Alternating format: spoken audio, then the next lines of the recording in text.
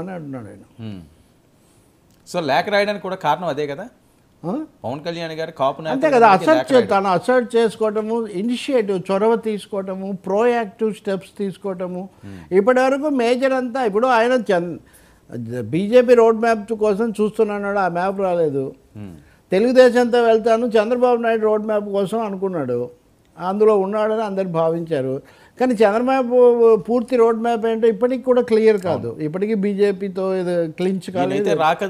కాబట్టి ఈయన వాళ్ళ రోడ్ మ్యాప్, నా రోడ్ మ్యాప్ నేను వేసుకుంటానని ఆయన రోడ్ మ్యాప్ వేసాడు. ఆ మ్యాప్ ఎప్పుడైతే వేశారో ఆ మ్యాప్ తనది కూడా కలుస్తుందని ముద్రగడ పద్మనాభం కూడా లాంటి వాళ్ళకు కూడా అర్థమైంది. సో వేరే దీన్ని మీరు కాపు సమూహానికి లేదా సమాజానికి సంబంధించిన లేదా జాతి అంటుంటారు కదా, అలా ఒక మ్యాప్ అంటారా ఏదైనా సరే, నా రోడ్ అయితే మెయిన్ రూట్ ఇది, ఈ రూట్ ఎక్కడ జంక్షన్ అవుతుంది ఎక్కడ కలుస్తుంది తర్వాత.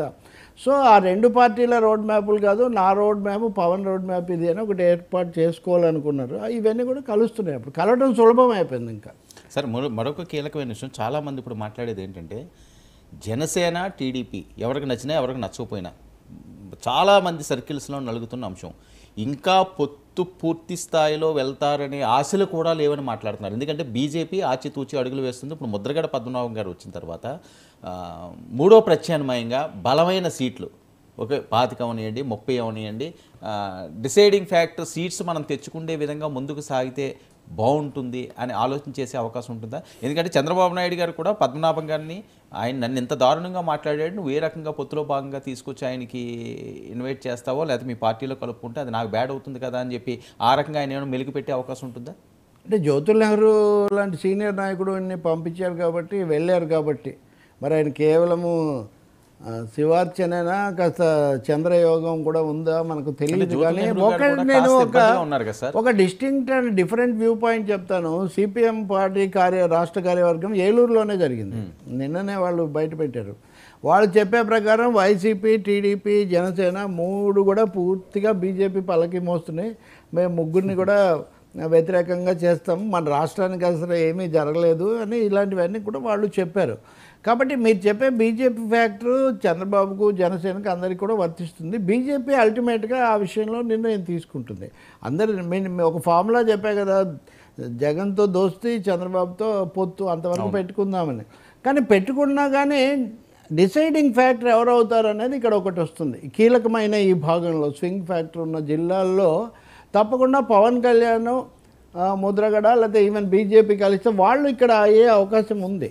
అయినప్పుడు చంద్రబాబు నాయుడు పెద్ద ఇప్పుడు ఏం చేయగలిగిందేం లేదు, ఆయన ఒక విధంగా ఆ మేరకు హెల్ప్లెస్. ఇంకా ఆయన ఒకటేమో ఆయన ఎప్పుడు ఒంటరిగా ఆయనే కాదు, రామారావు కూడా 83లో ఒక్కసారి తప్ప, అప్పుడు కూడా కమ్యూనిస్టులకు 50 స్థానాలు ఇస్తున్నాడు, వాళ్ళు రాలేదు.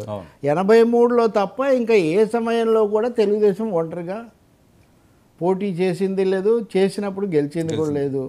కాబట్టి చంద్రబాబు నాయుడులా ఇప్పుడున్న ఆయనున్న దశలో ఆయనకున్న రకరకాల సమస్యలు, కేసులు, జగన్ దూకుడు, దాడి, వీటన్నిటి రీత్యా బీజేపీ మీద కూడా సందేహాలు ఉన్నాయి ఆయనకు. మోడీ తనని ఎప్పటికీ యాక్సెప్ట్ చేయడేమో అన్న ఒక సందేహం కూడా ఉంది. ఆయన ఒంటరిగా పోయే ప్రశ్న లేదు. వీళ్ళ టర్మ్స్ ఇంకా పెరిగి మరీ భరించలేని స్థితి వచ్చినా కానీ ఆయన he would like to go. అయితే ఎక్కువ ప్రతిష్టంభన ఎక్కువ కొనసాగవచ్చు, ఏ సీట్లు కావాలి, ఎన్ని సీట్లు కావాలి అని ఒక ప్రతిష్టంభన రావచ్చు. అవి వచ్చినప్పుడు వైసీపీ నవ్వుకోవచ్చు, మొన్నటిదాకా మమ్మల్ని ఏడిపించారు కదా, ఇప్పుడు మీ సంగతి చెప్పండి. ఇప్పుడైనా అంతే కదా, ఇప్పుడైనా వాళ్ళు ఎంతో కొంత ఖరారు చేసుకున్నారు, రైటో తప్ప వాళ్ళ పద్ధతిలో. వీళ్ళు ఇంకా తేల్చుకోలేదు కదా వాస్తవానికి. ఎంత సమయం పట్టవచ్చు మీరు చెప్పండి. మీకే ఇన్ని సందేహాలు వస్తున్నాయంటే ఇంకా అక్కడ అభ్యర్థులకు ఇంకొకరికి ఎన్ని సందేహాలు వస్తాయి? కాబట్టి పుంజుకున్న కాపుల నాయకులు మాకు మరింత వాటా కావాలని అడగకుండా ఉంటారా?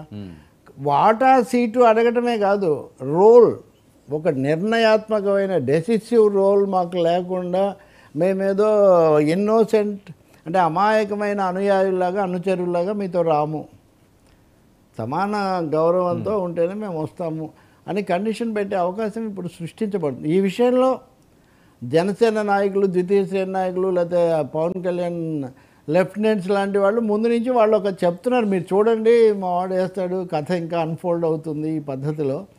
అంత కాకపోయినా ఎంతో కొంత జరుగుతుంది. ఆయన అయితే టేకన్ ఫర్ గ్రాంటెడ్ కాదు. Pawan Kalyan is not taken for granted for Chandrababu Naidu. అది వైసీపీ వాళ్ళు అంటుంటారు అట్లా. అంటే ఎప్పుడు ఈయన ఏదో వాళ్ళతో ఇదైపోయాడు, చంద్రబాబు కోసమే పనిచేస్తున్నాడు అని వాళ్ళు అంటుంటారు. కానీ చంద్రబాబు కోసమే చేస్తే ఇంత శ్రమ పడ్డం ఎందుకు? అవును, హాయిగా చంద్రబాబు ఇది ఇస్తాడు, ప్రచారం కూడా చేసి పెడతాడు, మీ నీ గ్లామర్ మాకు ఇస్తే చాలు అంటాడు. అందుకని వైసీపీ మరీ డౌన్ ప్లే చేస్తుంది. ఎందుకంటే వాళ్లకు పవన్ కళ్యాణ్ డౌన్ గ్రేడ్ చేయడం వాళ్ళకి అవసరం.